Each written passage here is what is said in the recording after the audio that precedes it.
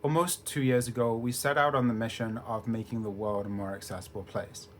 And whilst we've achieved that to a certain extent with zip captions, the world isn't a more accessible place because the tools that are released every day don't take universal design into account.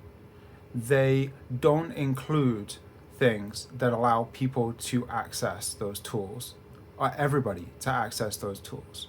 For example, if you go to a building, you expect a ramp in order to be able to access it with a wheelchair.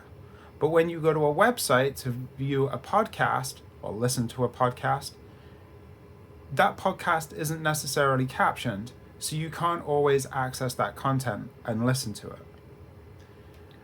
As we start to design more and more tools, and we start to consume more and more content online, and we use more and more AI-based tools, we need to be careful to make sure that these tools abide by universal design, that they're designed for everyone, and that they're designed to be accessible by as many people as possible. And that means changing the way that we design things, changing the way that people access things, changing the view that we have of that content that's online, and making sure that we're designing those tools to be accessible by everyone.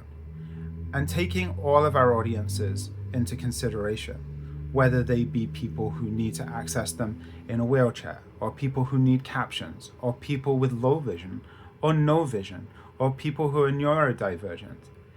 We need to be able to accommodate as many people as possible and make these tools as flexible and as customizable as we possibly can.